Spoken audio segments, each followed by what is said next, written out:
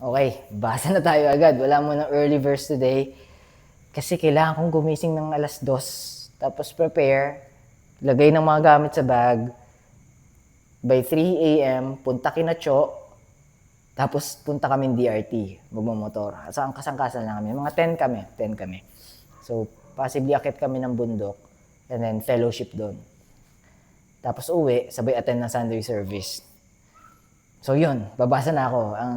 Babasahin natin ang salita ng Diyos, yun yung version. So ASD, this is our daily Bible reading sa ASD. So bukod, 37 seconds. Bukod po yung my daily Bible reading in KJV, that's KJV alone. My daily Bible reading in ASD, that's ASD alone. But in my Bible study, that is 5 different versions. So napaka-redundant na, paulit-ulit ko nang binabasa. So sa Bible study, ESV, International Standard Version. Tapos NIV. Ano nga po yung NIV? Nalimutan ko yung NIV. New International Version. Tapos yung ESV, English Standard Version. New International Version. Tapos yung NLT, New Living Translation. Tapos yung ASD, ang salita ng Diyos. Tapos yung KJV, King James Version. Binabasa natin yan. So siguro pagka natapos na natin sa Bible study, 5 beses natin nabasa yung Bible kasi 5 version yung binabasa natin. Plus pa tong dalawa na to, tong KJV tapos yung ASD. Bali, pag natapos natin to lahat-lahat, na-wrap up natin from Genesis to Exodus, that's 7 times already. So additional yun.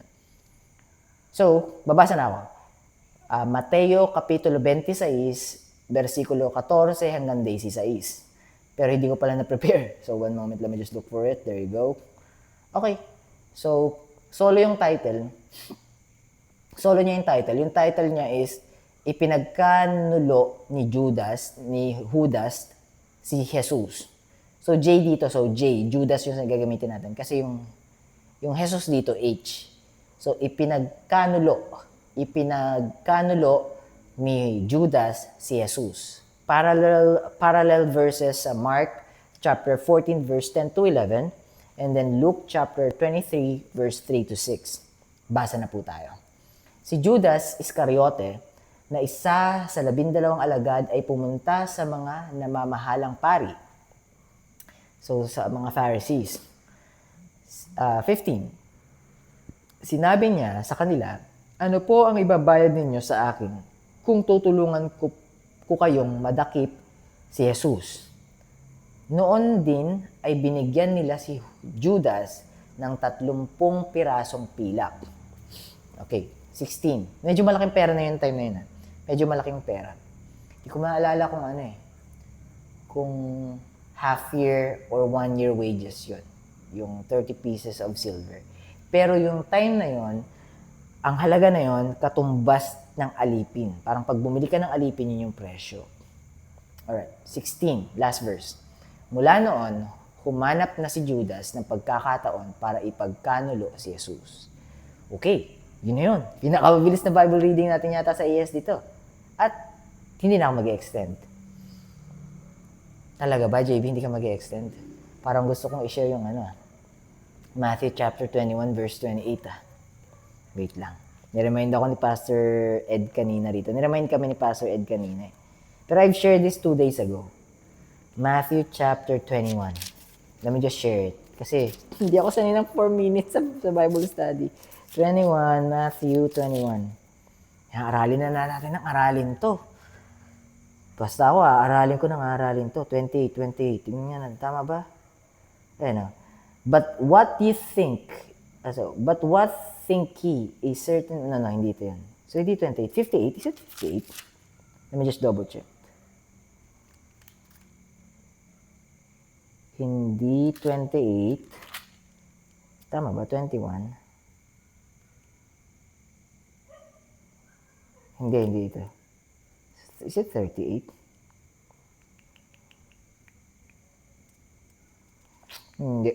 Hindi rin. You know what? Let me just check on my Facebook account kasi pinost ko to 2 days ago. I post this one 2 days ago. Just a post.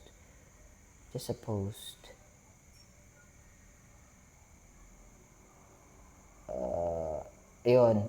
Ito. 21? Luke. Kaya pala, nasa Luke.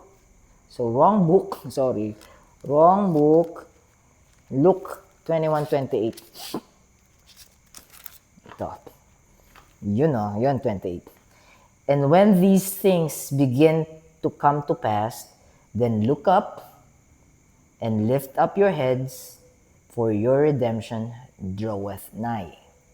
So what does it mean?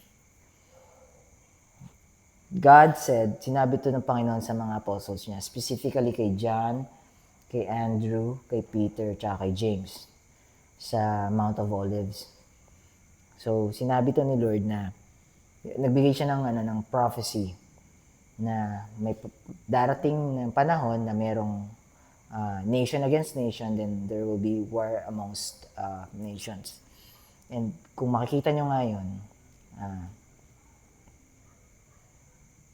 mga signs yon na malapit ng pagbabalik niya.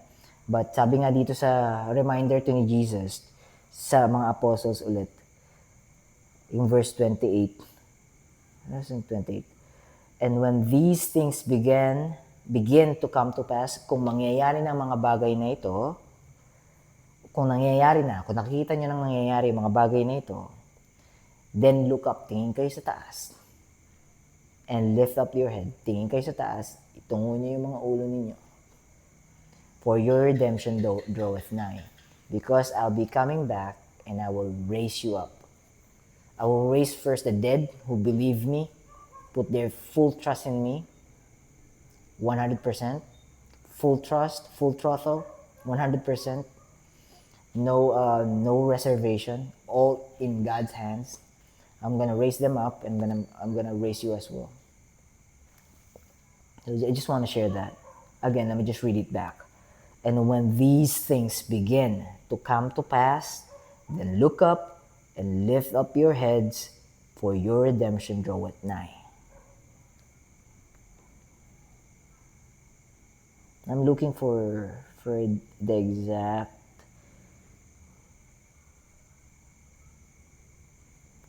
moment. Let me just check if I can find it here. Maybe I'm gonna prepare that some other day. See this verse 27. Then shall they see the Son of Man coming in a cloud with power and great glory. Then 28. When these things begin to come to pass, then look up and lift up your heads, for your redemption draweth nigh.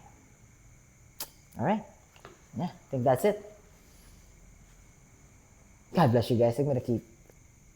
God bless you guys. Keep safe. I'll be seeing you soon. Gonna read another Bible study.